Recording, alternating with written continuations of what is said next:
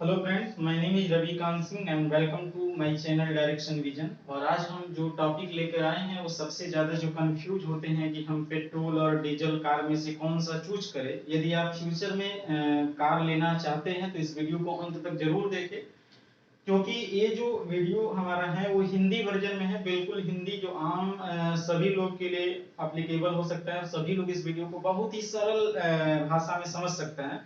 हम ऐसे डिफरेंसेस नहीं बताएंगे जो इंजीनियरिंग में हम लोग पढ़े हैं, बहुत सारे एक्सपर्ट बताते हैं कठिन लैंग्वेज में। एक सिंपल भाषा में और बहुत सरल पहलुओं को ध्यान में रखते हुए कि आप यदि आप परचेज करेंगे तो आपका कार्य उससे हो पाता है कि नहीं हो पाता है। कहीं ऐसा ना हो कि लेने के बाद आपको पीछे पछतावा हो जाए। क्योंकि जैसे सिर्फ एग्जांपल के रूप में, जैसे सपोज हम लोग मैकेनिकल से हैं, बहुत सारे एक्सपर्ट से मिले हैं, इंटरनेशनल रिसर्च पेपर बहुत सारे पब्लिश ऑटोमोबाइल से किया गया है। ओवरऑल हम लोग को नॉलेज ऑटोमोबाइल के हैं। सिमिलरली जो सिस्टम लैपटॉप का नहीं है, लेकिन फिर भी लैपटॉप परचेज करने जाते हैं तो हम लोग चाहते हैं कितना रैम होना चाहिए, कितना हार्ड डिस्क होना चाहिए, कितना प्रोसेसिंग होना चाहिए, क्या हमारा सॉफ्टवेयर जो हम लोग जिस पर्पज से हम लैपटॉप लेंगे वो रन कर पाता है कि नहीं। बस इतना काफी और इसके द्वारा हम लोग परचेज कर लेते हैं।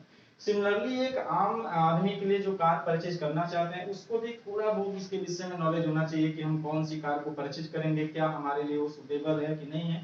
तो हम बहुत सारे फैक्टर को हम डिफरेंशिएशन बताएंगे और आप खुद समझ जाएंगे कि हमारे लिए यानी आपके लिए कौन से कार बेस्ट माना जाएगा। तो चलिए हम फर्स्ट देखते हैं फैक्टर।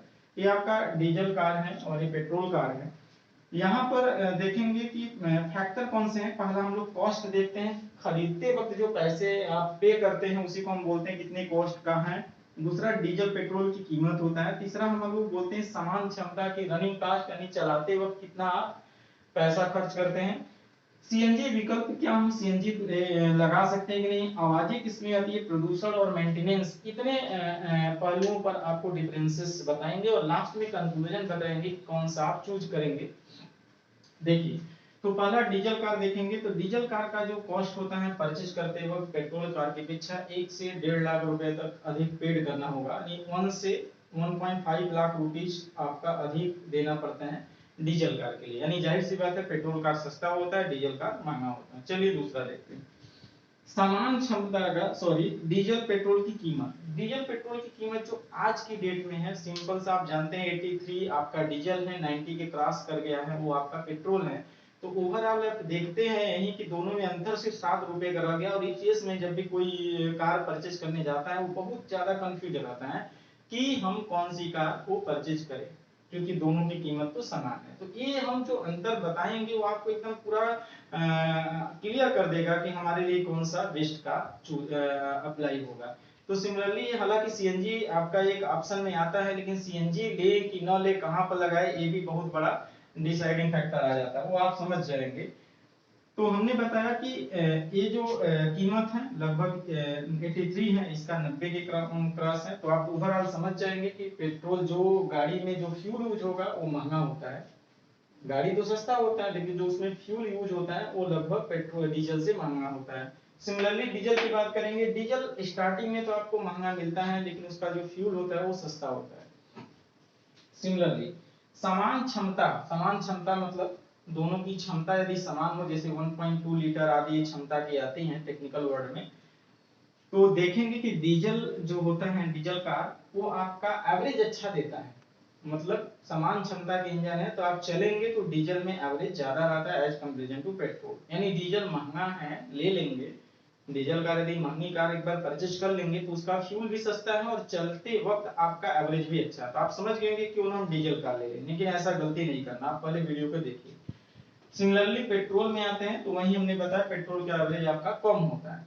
यदि हम एग्जांपल के रूप में आपको समझाएं, जैसा कि लिखा गया एग्जांपल के रूप में, यदि पेट्रोल 3 रुपए में 1 किलोमीटर या 3.5 रुपए 1 किलोमीटर जाता है तो वहीं आपका डीजल 4 से 4.5 रुपए में 1 किलोमीटर जाता है। जाहिर सी बात है कि उसका जो रनिंग कॉस्ट ज्यादा आता है। तो रनिंग कॉस्ट ज्यादा होता है किसका, पेट्रोल का। अभी आप समझेंगे पेट्रोल गाड़ी सस्ता तो होता है, उसका फ्यूल भी महंगा होता है और साथ में आपको रनिंग कॉस्ट मतलब चलते वक्त आपको पैसा भी ज्यादा खर्चा करना होगा क्योंकि एवरेज आपका कम होता है। सीएनजी का विकल्प जो होता है वो सीएनजी कंप्रेस्ड नेचुरल गैसेस हैं जो बहुत सारे महानगर में, शहर में इसका सब स्टेशन, फिलिंग स्टेशन बनाए गए हैं। अभी ये ग्रामीण इलाकों में अभी बहुत कम या नहीं के बराबर है। तो सीएनजी किट होता है जो 20,000 से लेकर 70,000 तक आता है। सस्ते में लेंगे तो 20,000, यानी नॉन ब्रांड लेंगे लोकल मार्केट से। यदि अच्छे में लेंगे, यदि ब्रांडेड कंपनी अपना खुद का लगा के देती है, तो लगभग कार जो पेट्रोल जो होती है उसकी कीमत लगभग 60 से 70,000 रुपए बढ़ जाता है। लेकिन प्रॉब्लम ये आता है कि यह डीजल में नहीं अप्लाई कर सकते हैं। मतलब इस प्रकार है, डीजल कार में सीएनजी को नहीं लगाया जा सकता है। पेट्रोल में सीएनजी एक बेहतर विकल्प है। नहीं, पेट्रोल में एक सीएनजी बेहतर विकल्प है। सीएनजी लगाने से क्या फायदा होगा? सीएनजी लगाने से जो आप 4 रुपए में 1 किलोमीटर जाते थे पेट्रोल में, जिसको आप बोलते थे कि यार रनिंग कॉस्ट बहुत ज्यादा बढ़ जाता है क्योंकि पेट्रोल की कीमत ज्यादा है। आप बताइए, लेकिन यही सीएनजी लगाने के कारण इसकी रनिंग कॉस्ट 1 रुपए से आपका 1.5 रुपए हो जाता है। मतलब बहुत ज्यादा कम हो जाता है। तो जाहिर सी बात है बहुत ज्यादा बेहतर विकल्प हो गया, लेकिन यही आपका डीजल में नहीं होता है। अभी और देख लेते हैं, फिर कंक्लूजन बताते हैं। आप देखते रहिए वीडियो को अंत तक। आवाज किस में आती है? क्योंकि डीजल में आवाजें ज्यादा आती है, मतलब नॉकिंग ज्यादा होता है। इंजीनियरिंग की भाषा में बताएंगे तो नॉकिंग बोलते हैं, बहुत ज्यादा आवाज आना। लेकिन यही पेट्रोल में आवाज कम आती है। सिमिलरली प्रदूषण की बात करेंगे। प्रदूषण किसमें अधिक हो रहा है? डीजल के लिए। पेट्रोल में प्रदूषण कम होता है। आप देख रहे हैं गवर्नमेंट बहुत ज्यादा प्रदूषण पर अपने सिक्योरिटी टाइट किया है, मतलब जगह जगह पर वाहन को चेकिंग किया जाता है। प्रदूषण, तो प्रदूषण एक बहुत बड़ा फैक्टर हो जाता है। बहुत देखेंगे कि हो सकता है महानगर या बहुत सारे ऐसे शहरों में बैन हो जाता है डीजल कार, तो आप वहां पर डीजल कार ले ही नहीं जा सकते। तो वहां पर सिर्फ ऑप्शन क्या है? पेट्रोल या सीएनजी। तो उस केस में हम लोग इस कार को नहीं ले पाते हैं। मेंटेनेंस, ये बहुत बड़ा इंपॉर्टेंट फैक्टर है। सर्विस कराने जाना आना या कितना पैसा लगता है, तो जाहिर सी बात है आपको सर्विस कराने में मेंटेनेंस का जो खर्चा होता है वो डीजल में ज्यादा होता है एज कंपैरिजन टू पेट्रोल। अब हम कंक्लूजन में करते हैं। ऑटो एक्सपर्ट जो हम लोग सेमिनार या इंटरनेशनल कॉन्फ्रेंस में एक्सपर्ट से मिल करके उसके से जो नॉलेज गेन किया, उसके अकॉर्डिंग हम जो बताना चाहेंगे कंक्लूजन बेस में, यही बताएंगे कि यदि आपको 1 साल में 10,000 से ऊपर किलोमीटर चलना हो, अथवा एक दिन में 50 से अधिक किलोमीटर का ट्रेवल करना होगा, या आपको किराए पर गाड़ी को चलाना होगा, उस केस में आप डीजल कार को परचेज कर लेंगे। डीजल कार जितना ही अधिक रनवे पर चलेगा, जितना अधिक आप चलाएंगे, उतना ज्यादा जो 1.5 लाख रुपए लग रहे हैं, उतना ज्यादा आप उस पैसा उसको वसूल कर पाएंगे। कैसे वसूल कर पाएंगे? क्योंकि इसका रनिंग कॉस्ट कम हो जाएगा। तो रनिंग कॉस्ट 1 से 2 रुपए कम होता है, तो यही 1-2 रुपया बचा बचा के कितना जल्दी आप बचा पाएंगे, जितना ज्यादा चलाएंगे उतना अच्छा बचा पाएंगे। यदि आप 2 साल में आप निकाल पाते हैं, आप यदि कार लेने से पहले सोच लीजिए कि हम 1.5 लाख रुपए जो अधिक पेड कर रहे हैं, यानी अधिक देकर ले रहे हैं डीजल कार, क्या हम 2 से 3 साल में आप 1.5 लाख रुपए निकाल पाते हैं कि नहीं निकाल? यदि निकाल पाते हैं तो आपके लिए डीजल कार बेस्ट है, आप जाकर परचेज कर लीजिए। लेकिन यदि आपको बहुत कम समय, यानी कभी कभी गाड़ी चलाना है, कार को ले लेना है लेकिन कभी कभी चलाना है, या बहुत छोटे डिस्टेंस पर ऑफिस जाना है, या शहर के अंदर ही ट्रेवल करना है, उस केस में आप सिर्फ और सिर्फ पेट्रोल कार लेंगे। टेक्निकल वर्ड में ऑटो एक्सपर्ट यही बताते हैं कि यदि 50 किलोमीटर से कम चलाना है तो आप पेट्रोल कार चूज कर सकते हैं, ले सकते हैं। लेकिन ध्यान ये रहेंगे कि आप 10,000 किलोमीटर से यदि अधिक चलानी, 10,000 किलोमीटर आप चलाते हैं 1 साल में, मतलब 8 से 10,000 किलोमीटर चलाते हैं, तो आप उसमें बेहतर विकल्प के लिए सीएनजी किट लगवा सकते हैं। यदि सीएनजी किट लगवाते हैं तो कंपनी उस पे 60 से 70,000 रुपए अधिक रखेगा, और उसको भी आपको निकालना है तो पेट्रोल, कम से कम पेट्रोल कार को इतना चलाएंगे कि सीएनजी किट का पैसा वापस हो जाता है। कितने साल में? 2 से 3 साल में यदि उसको हम रिटर्न कर पाते हैं तो इसमें सीएनजी किट लगवा सकते हैं। लेकिन सीएनजी किट हर जगह अवेलेबल नहीं होता है।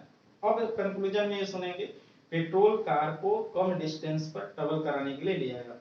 जितना कम ट्रेवल चलेगा उतना ही कूलिंग इंजन के थ्रू चलेगा, स्मूथ चलेगा, आवाजें कम होगी। बहुत ज्यादा डिस्टेंस पर ले जाएंगे, इंजन हीट होगा। इंजीनियरिंग के टर्म में कहेंगे कि इसमें नॉकिंग ज्यादा होगा, आवाजें ज्यादा होंगी, मे भी इंजन बहुत ज्यादा रीहीट होंगे तो उसमें एफिशिएंसी, उसके परफॉर्मेंस घट जाएगा। सिंपल सा। अब हम लोग ओवरऑल ये देख लिए कि शॉर्ट डिस्टेंस, लॉन्ग डिस्टेंस। यदि आप शहर में रहते हैं और आपके शहर के आसपास घूमना है, बहुत ज्यादा फ्यूल पर बेफजूल खर्चा नहीं करना है, तो आप उसमें सीएनजी किट डलवा लीजिए। और सीएनजी किट को पैसा यदि 3 साल में वसूल कर पाते हैं तो आप इकोनॉमिकल में जाएंगे। यदि आप ग्रामीण इलाके में रहते हैं, कम आसपास ही आपको ऑफिस जाना है, आना है, या बहुत ही कम आपको जो बहुत सारे ऐसे लोग होते हैं जो कार को बहुत कम टाइम में मतलब कभी कभी आपको कार से चलते हैं, उस केस में उनके लिए सिर्फ और सिर्फ पेट्रोल कार ही बेस्ट ऑप्शन होगा। तो इसके लिए हम बहुत सारे ऑप्शन मतलब अंतर देखें जिसको डिफरेंसेस बोलेंगे। इस डिफरेंसेस के आधार पर हम आपको कंक्लूजन बताए ऑटो एक्सपर्ट क्या कहते हैं उसके अकॉर्डिंग एनालिसिस में। और आज के डेट में यदि आप चाहते हैं कि हम जो इलेक्ट्रिक कार का नाम सुने होंगे कि इलेक्ट्रिक कार जो इस समय गवर्नमेंट ज्यादा सपोर्ट कर रहा है कि उस पे क्या है, क्या वो इस सब कार से महंगी है या सस्ती है, इसके रनिंग कास्ट इसकी अपेक्षा ज्यादा आता है कि कम आता है, मेंटेनेंस क्या है, क्या गवर्नमेंट 3 से 4 सालों में इंफ्रास्ट्रक्चर खड़ा कर पाती है कि नहीं कर पाती है। हम लोग जो रिसर्च बेस लेकर आते हैं मतलब 3 से 4 साल में आने वाले 3 से 4 साल में ऑटो एक्सपर्ट कितना एक्सपेंड करेगा ऑटो इलेक्ट्रिकल में, क्या वो कन्वर्ट कर पाएगा कि नहीं डीजल पेट्रोल को या सीएनजी को, ये पॉल्यूशन को कितना हद तक कम कर पाएगा। क्योंकि इलेक्ट्रिक का जो मेन जो गवर्नमेंट सपोर्ट कर रहा है वो पॉल्यूशन को कंट्रोल करने के लिए कर रहा है, लेकिन ये जान उसमें भी प्रॉब्लम आता है कि थर्मल हमारे पास दो एनर्जी इलेक्ट्रिक जनरेट करने का सोर्स है, एक तो हाइड्रो पावर प्लांट होता है और एक आपका होता है थर्मल पावर प्लांट। और थर्मल पावर प्लांट कोयले को जलाने से होता है, तो ऐसा नहीं कि कोयले को जलाने पर प्रदूषण नहीं होगा, वो भी पॉल्यूशन करेगा। सिमिलरली हम लोग डैम बनाते हैं तो डैम भी एक लिमिट में बनाएंगे, यदि लिमिट से कहीं ज्यादा डैम बनाएंगे वो भी हमारे नेचर्स के लिए डिफिकल्टी होता है। तो इस केस में कितना यह बैलेंस कर पाता है या सोलर पैनल के थ्रू कितना ज्यादा हम लोग इलेक्ट्रिसिटी जनरेट करके ऑटोमोबाइल में अप्लाई कर सकते हैं। यदि आपको इन सभी का जानकारी रिसर्च बेस में ऑटोमोबाइल या अदर कोई कंपोनेंट की जानकारी या कोई गाड़ी में आपकी प्रॉब्लम कोई एनीथिंग यदि आपको कुछ ऐसा लगता है तो हमारे चैनल को सब्सक्राइब कर लेंगे और जो भी प्रॉब्लम हो कमेंट बॉक्स में जाके कमेंट करेंगे, हम आपका आंसर जरूर देंगे ऑटोमोबाइल के रिलेटेड। हमारा जो डायरेक्शन विजन चैनल है वो सिंपल सा एक ऑनलाइन एजुकेशनल प्लेटफॉर्म है जो गवर्नमेंट प्रिपरेशन के लिए है, लेकिन फिर भी हम ऑटो एक्सपर्ट के द्वारा यानी ऑटोमोबाइल सेक्टर से जो भी प्रॉब्लम होता है उससे रिलेटेड हम सॉल्यूशन इसमें देते रहेंगे। आज के लिए बस इतना ही, धन्यवाद।